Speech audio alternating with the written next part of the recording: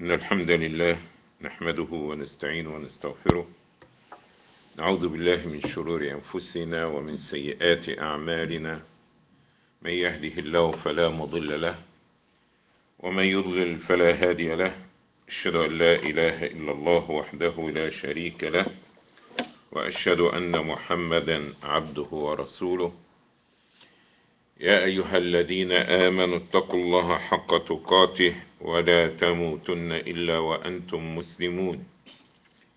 يا أيها الناس اتقوا ربكم الذي خلقكم من نفس واحدة وخلق منها زوجها وبث منهما رجالا كثيرا ونساء، واتقوا الله الذي تساءلون به والأرحام إن الله كان عليكم رقيبا.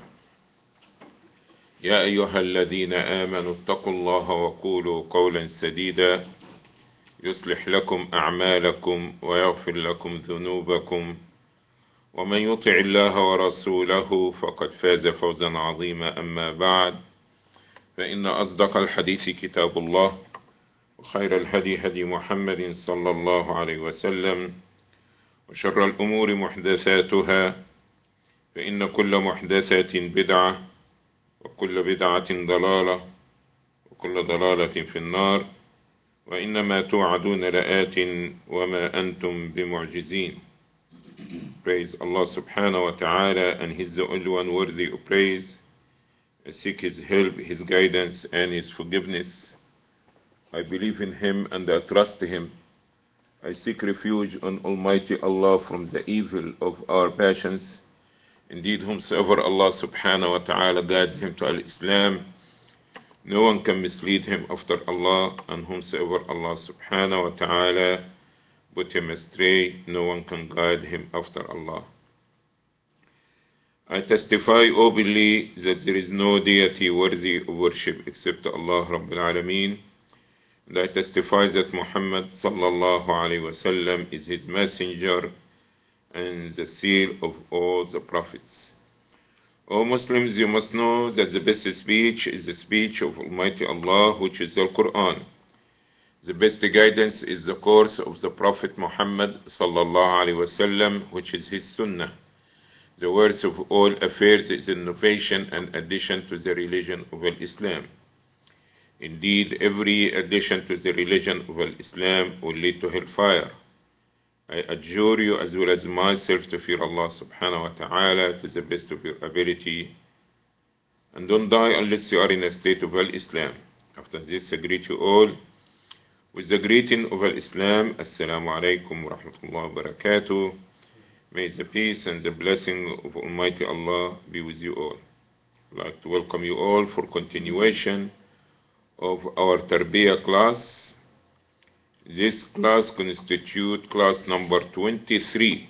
This is class number 23 concerning Tarbiyah, cultivation, discipline, raising future generation. And we're still talking about the wrong methodology or things that it shouldn't be in our curriculum or in our methodology for raising the future generation. So one of the things that is no in our methodology, that it shouldn't be in our means of fostering the future generation, that we divide the religion to heart and peels. What I mean by this, that mean, say, like an orange as example. The orange has what? Has a peel from outside.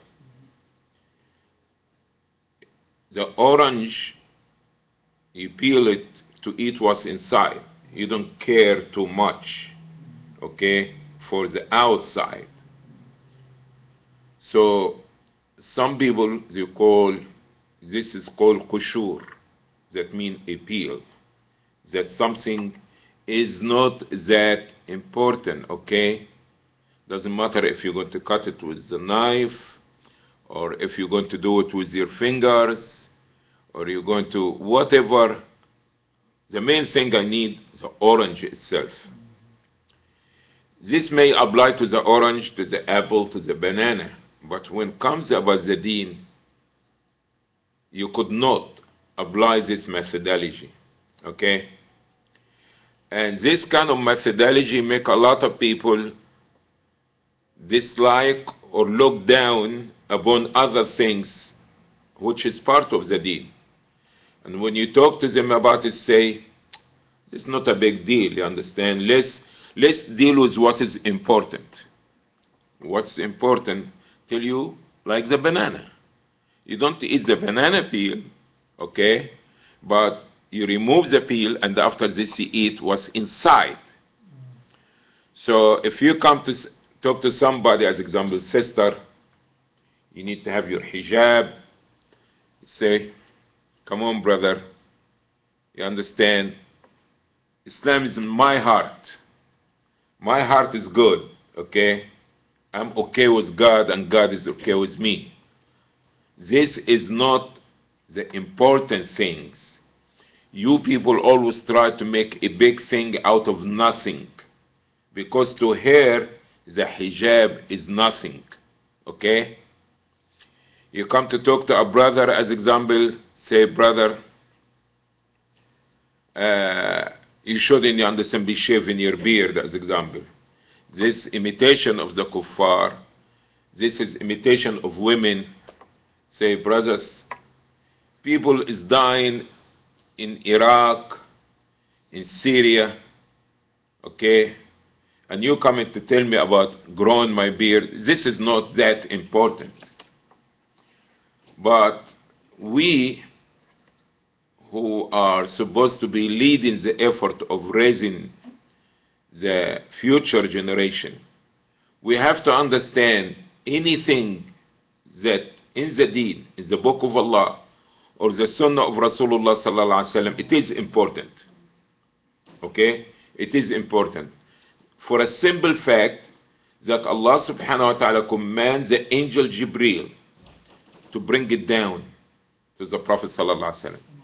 So when the angel Jibreel coming all the way, okay, from the seventh heaven to the earth, meeting with the Prophet sallallahu alaihi wasallam, and how much is the difficulty and the hardship the Prophet sallallahu alaihi wasallam goes through when he receives the revelation, okay? And after this, for the Sahaba to record the things and preserve it, it must be important, okay? So never look upon anything in the deen that is like nothing. Yes, it's true, people dying in Iraq, in Syria, but how much I can do about it here today, okay? My battle today in a different means and different ways, okay? My battle today is for me to acknowledge what is right, to be right, and what's wrong, to be wrong, okay? It's not because people dying that we're going to get rid out half of our deen, okay?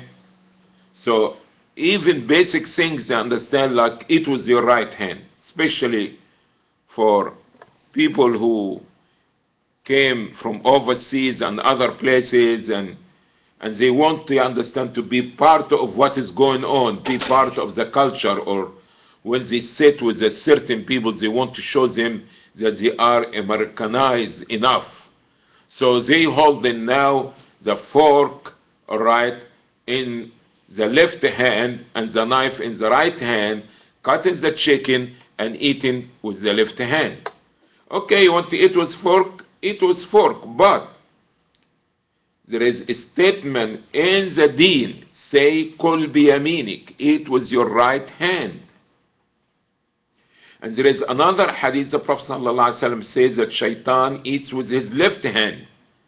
And more than this, the Prophet ﷺ, one day, he made a dua against a person that was so arrogant. He doesn't want to humble himself to this teaching. And the Prophet told him, Kul biyaminik. He said, I could not. He said, you may not. You may not. And this was like a dua. The man after this was not able to raise his hand anymore to his mouth, paralyzed. Okay? So when you go to talk to somebody, all right, and you tell him, brother, you understand it? Say, so what? It's still going in my mouth, okay? I still show the food with my mouth. Doesn't matter right or left. Say, but it says there is no butter, brother. You understand? This thing is not that important. It is, okay? It is important. Anything came from Allah, taught by the Prophet sallallahu alaihi wasallam, it have to be respected, and it have to be honored, and we have to do our best to practice everything, okay? But yes, we understand there is a priority in Islam. You're going to talk to somebody about making salah before teaching them tawheed. There is a priority. But does not mean we're going to abandon the prayer. We're never going to talk to people about prayer because the priority is the tawheed. We're going to teach tawheed.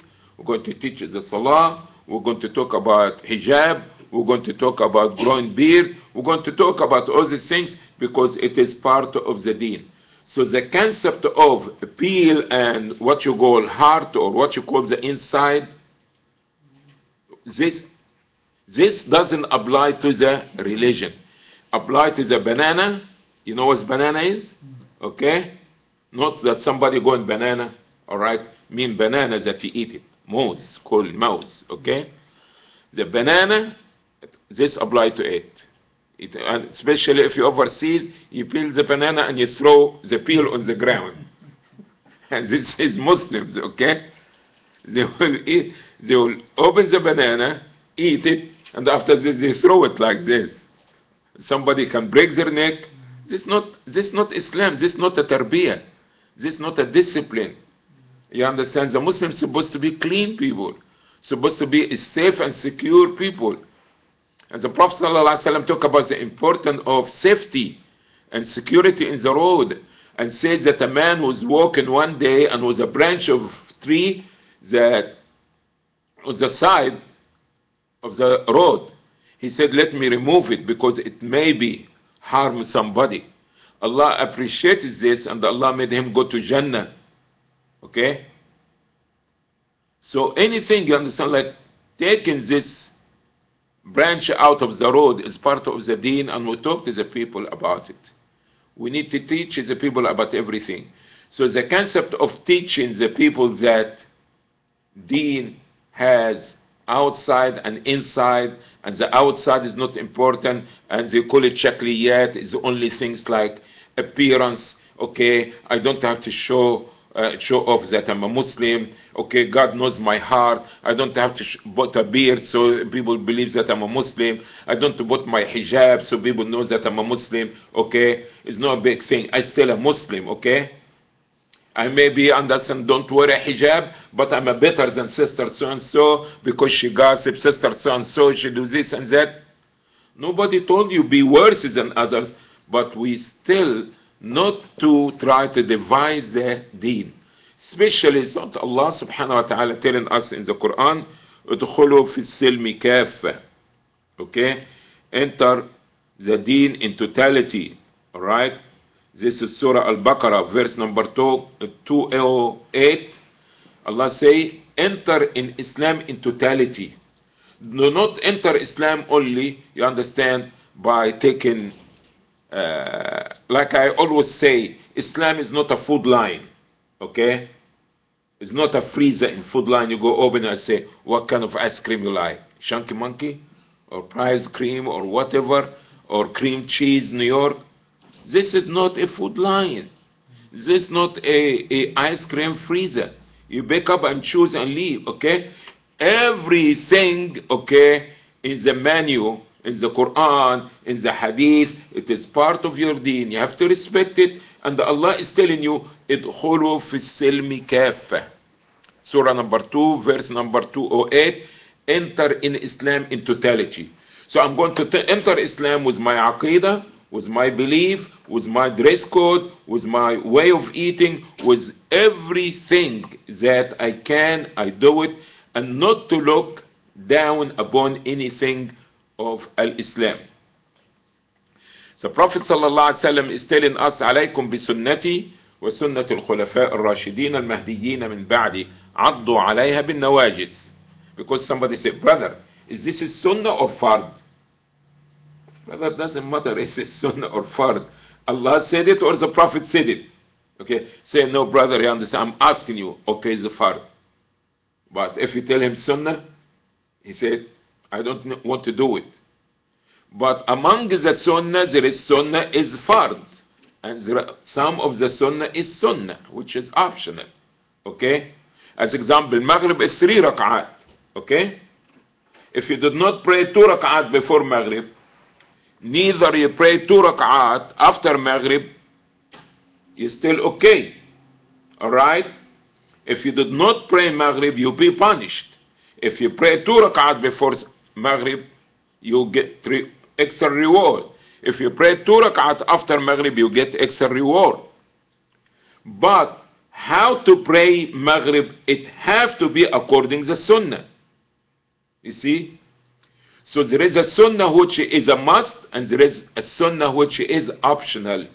But a lot of people understand the term Sunnah that means optional. Because the Prophet ﷺ said, pray like you saw me praying. Pray like you saw me praying. So if we did not pray like the Prophet ﷺ pray, our salah is not acceptable. Okay? So the Prophet say, hold to my sunnah, to my teaching. And the sunnah, the tradition of the righted, guided Khalifa after me, hold on it tight. Okay? I want to understand, give you an incident to show you that the early Muslims, they did not abandon or neglect anything from this deen because it is a peel, it's small, it's a minor, it's not a big issue. Alaikum assalam wa rahmatullah. This Umar ibn al-Khattab, may Allah be pleased with him, he got stabbed. Okay? Some Majusi man, worshipper of fire, that means a kafir, these are people who worship the fire, he went to understand and stab him. And Umar radiallahu anh is the Khalifa, the head of the Islamic State, and he was bleeding very bad, and he was about to die, have all this pain and all these things. A young man came, looked handsome, and came and talked to him nicely. Understand, you are the Amir al-Mu'mineen, you did a lot of sacrifice, may Allah bless you, all these things. When this young man was leaving, Umar looked at him and he noticed that his thobe is dragging. Okay? His thobe was dragging. He said, oh young man, he called him back. Imagine now, Umar just got stabbed, he is bleeding, and it can be any moment that he will die. It didn't stop him to admonish this young man about dragging his thobe, because this is not Islamically right. Okay? Can you imagine going to understand somebody in intensive care? And if you tell him, brother, you understand, life in the hand of Allah, and regardless how much you should make sure you make your salah. Maybe the other visitor say, brother, this is not time to talk to the man about salah. Why not? This part of the purpose why we visit the sick, to remind them about Allah, and they fulfilling their duties to Allah to the best of their ability before they die. So what Umar said to him, he said, oh my nephew, you see, he's still correcting him in a nice way, and he called him my nephew. Oh ibn akhi, قصر ثوبك فإنه أنقى لثوبك وأرضى لربك. Shorten your kameez or your trousers or whatever, okay? because it's more purification for your garment and more pleasing to your Lord. Okay? So now Umar did not say, oh, I'm about to die. I'm going through all this hard time. Okay? So this is not a big thing, you understand?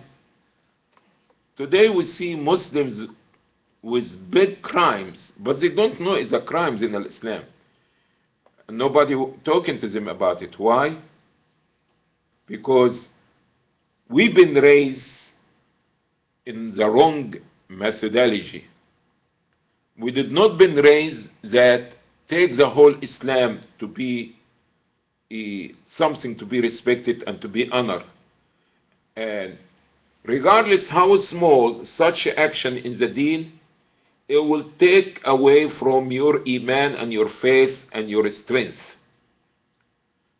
So yes, maybe somebody is not making his salah in time, but he's so concerned about his dhikr in the morning. So what we're saying to the people is that you should try as much as you can to correct yourself and correct others in a nice way, okay?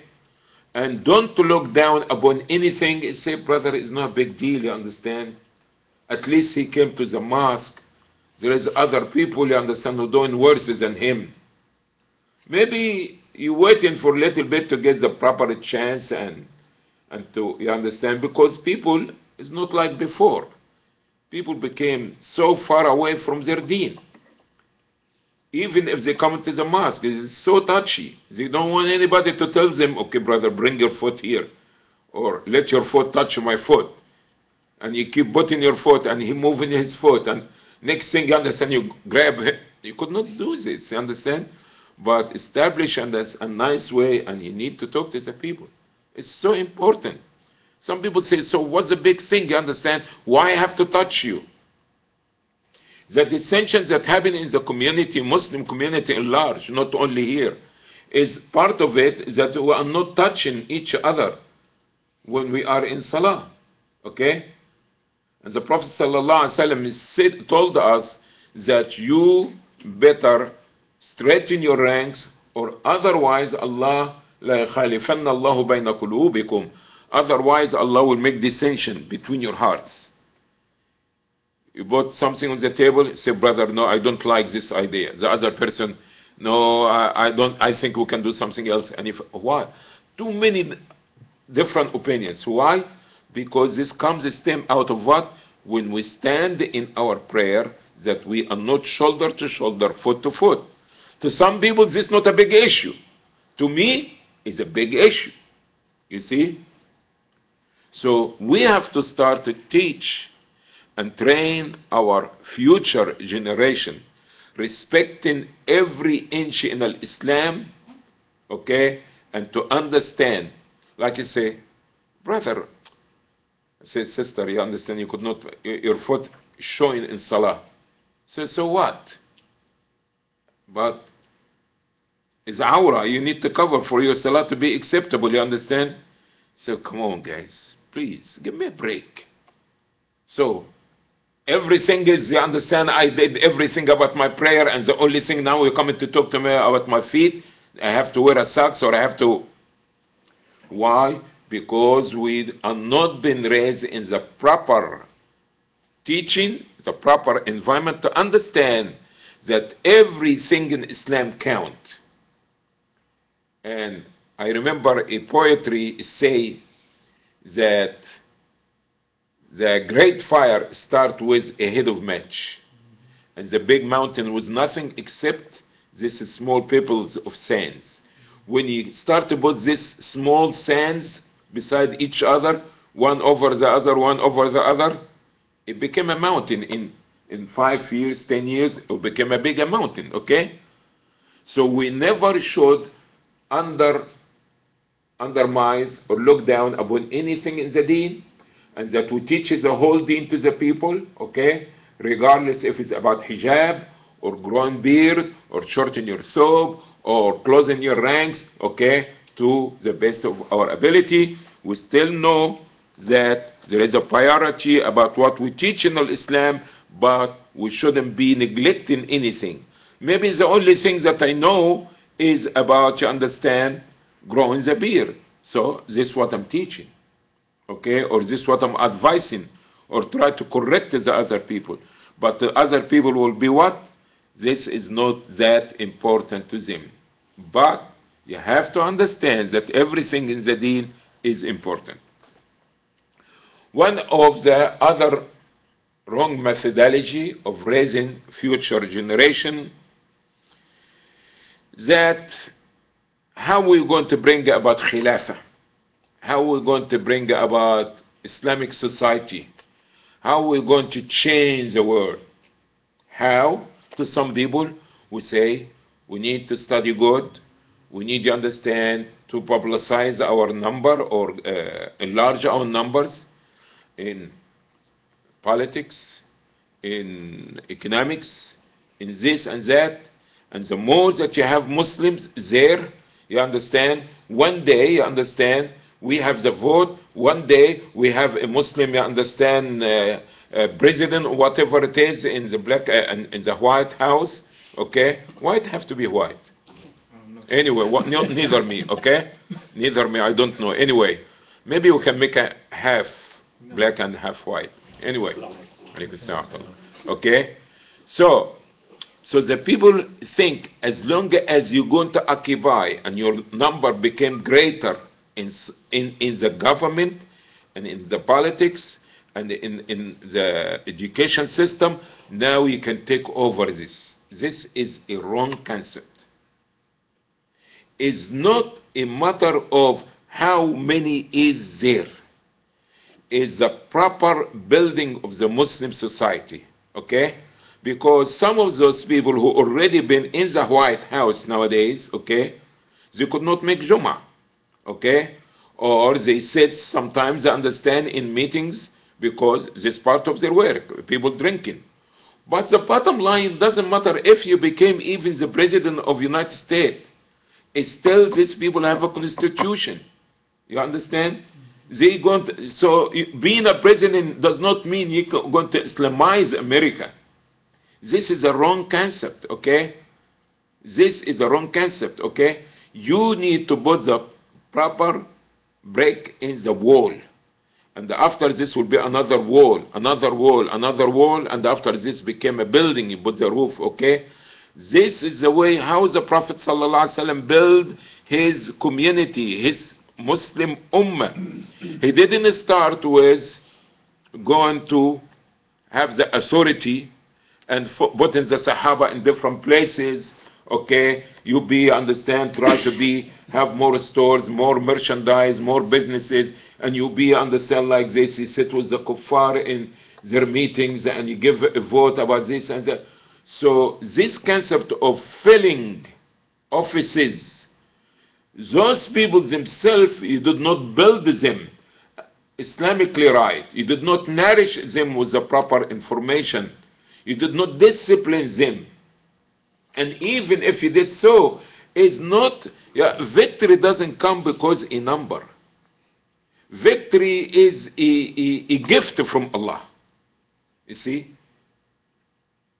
Victory is a blessing and a gift from Allah subhanahu wa ta'ala.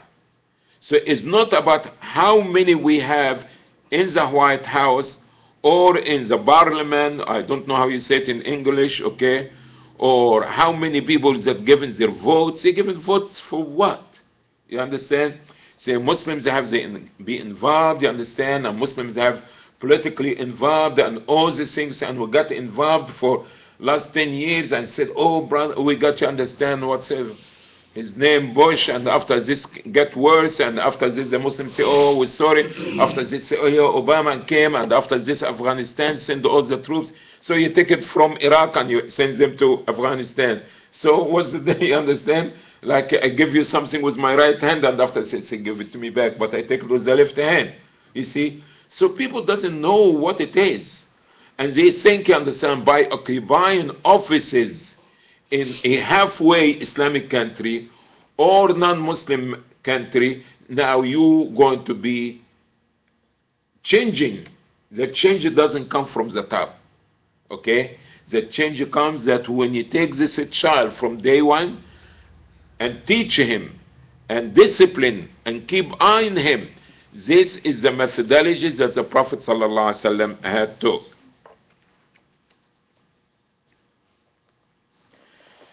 We have to look how the Sahaba been raised by the Prophet ﷺ. Allah gives them the manual. Allah gives them the tarbiyah manual. Okay? And Allah subhanahu wa ta'ala says, إِنَّ رَبَّكَ يَعْلَمُ أَنَّكَ تَقُومُ أَدْنَى مِنْ ثُلُثَيِ اللَّيْلِ وَنِصْفَهُ وَثُلُثَهُ وَطَائِفَةٌ مِّنَ الَّذِينَ مَعَكَ, says Surah Al-Muzammil. Okay? Indeed, Allah subhanahu wa ta'ala knows that you get up for tahajjud prayer, night prayer, not only the 5-time prayers. You have a problem today for Muslims to make 5-time prayers in their time. And now you're going to put them, they'll be in the White House, they're going to change.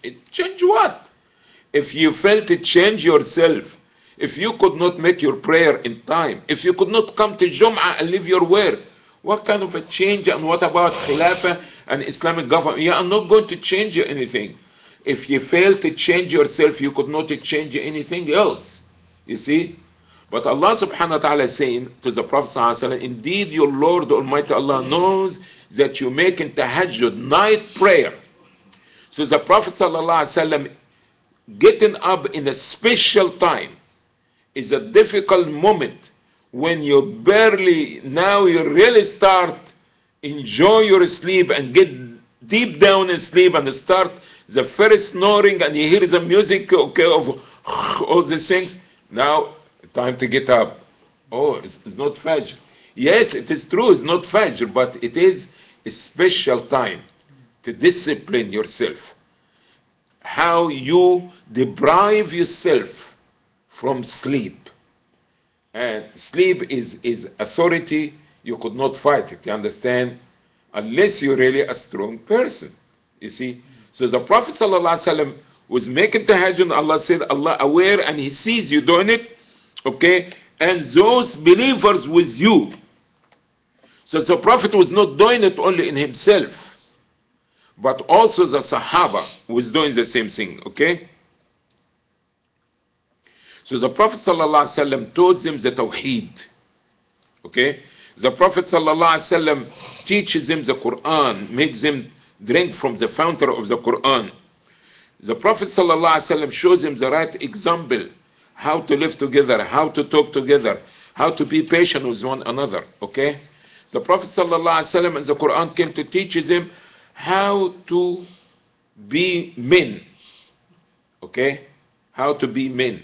Doesn't matter if you are a male or female. That means you be a person that you can carry responsibility and can be part of Allah's army. Okay? That you are a soldier where your master tell you right or left, you're ready to go. Until today, you understand, we don't have enough patience. We don't have enough patience, you understand? Oh brother, I don't have a wife. Oh brother, I don't have a husband. Oh brother, I don't have a work. Oh brother, nobody come to the masjid. Oh brother, everybody, and we complain too much. Okay? We complain. What? Because we are not, you understand, ready. We need to discipline ourselves. Okay? We need to learn. And one of the tools that we learn is this is sabr and prayer. Sabr and prayer. Patient. Say, brother, I've been Muslim for the last 6 months, but I don't see any change. So what? 6 months. How much did you do for your deen? How much did you work on yourself? There is some people with 6 years and there is no change because we did not have the proper direction. And one of these things is getting up at night and making prayer. You need to fight yourself. Brother, this kuffar, you understand, like we heard about these things that happen in Texas.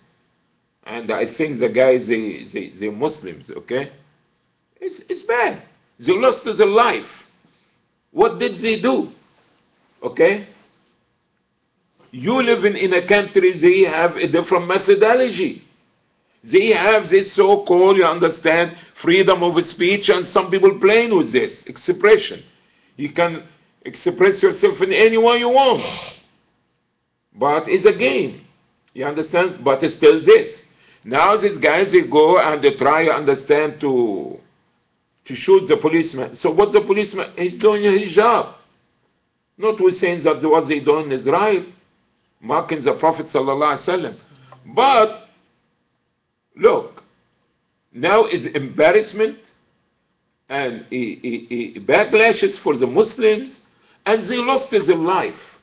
Now what is their excuse before Allah? Those people in America, they don't know about the Prophet Muhammad. Those people, they did not have the respect for even their own religion. You don't start with fighting. You start with the discipline, with education and patience. Okay? So they lost their life. When you lose your life, you have to lose your life in something that's pleasing to Allah and something right. Somebody said, brother, he's a shaheed, he's a martyr. He did his jihad. No, he didn't do jihad.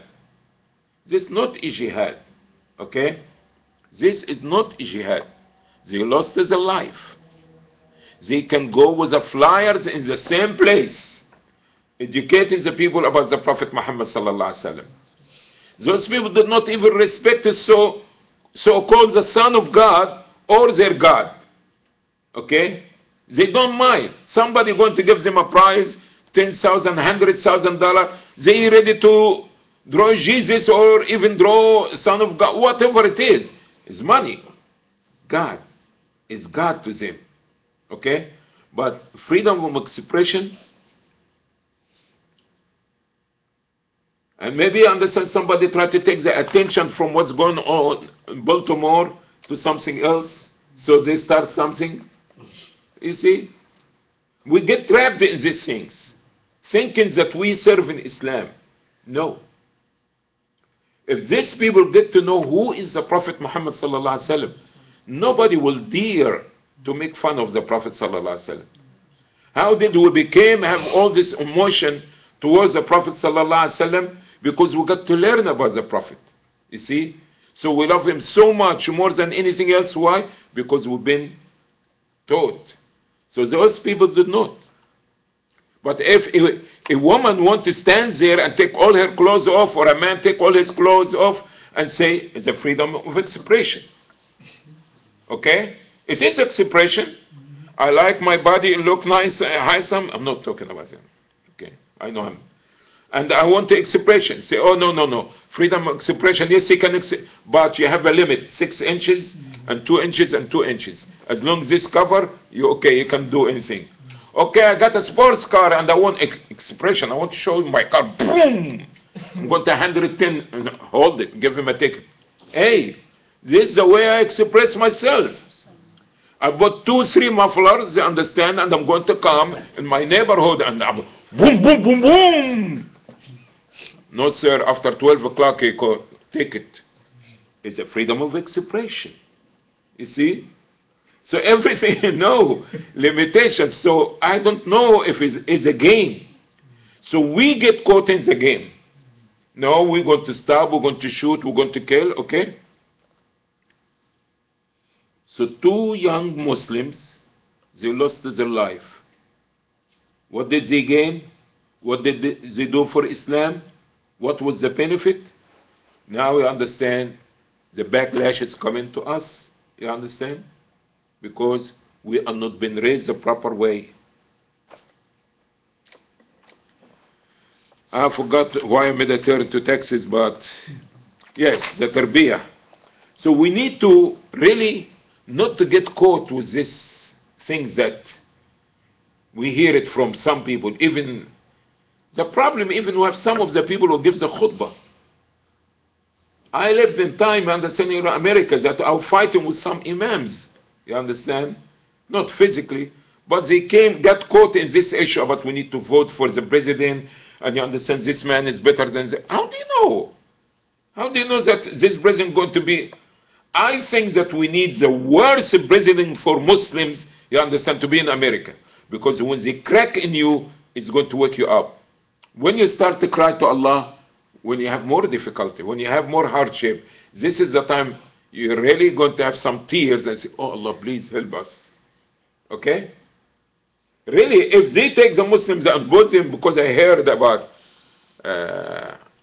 15, 20 years that, no, after September 11, that there is already camps, you understand, they had built it, okay, and there's a plan in America that they're going to put the concentrating camp or something like this. So the plan is there, but waiting for the right moment, okay? In my personal opinion, this will be much better for Muslims, because the Muslim becomes so spoiled, everything, you understand, touch, matter of touching with your finger, you understand, everything, convenience, that they never going to think about it. And now they became, turning them, we vote for so and so, Bush will be better than whosoever, and Obama will be better than this, and next year, and kept in this. Why? Because they still believe involved in politics and voting, and is going to change and bring about a better resolution for the Muslims.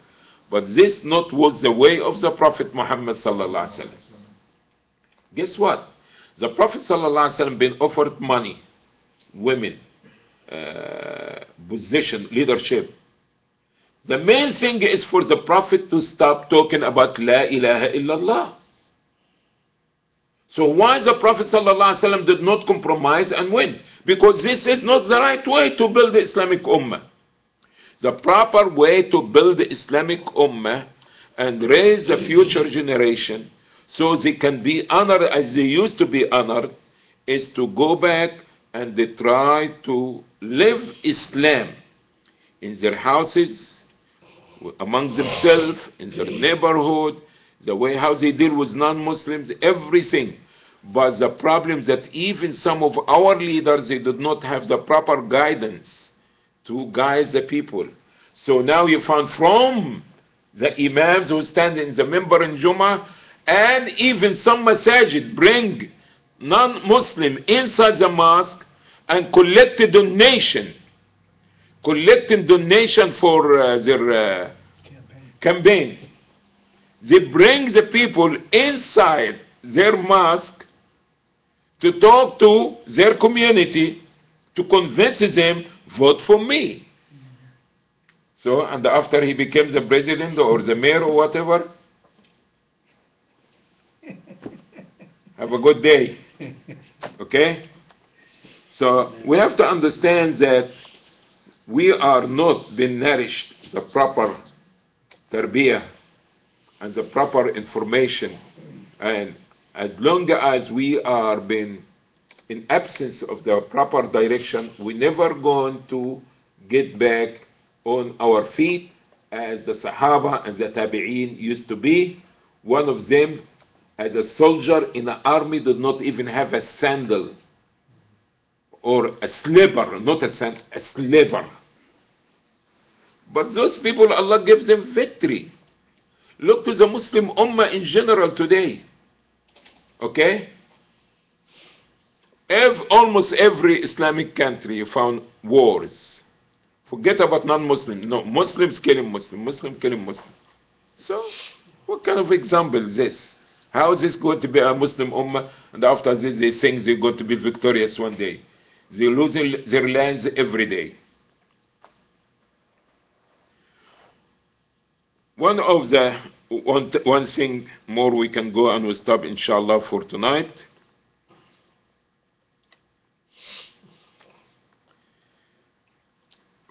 Raising children with too much emotion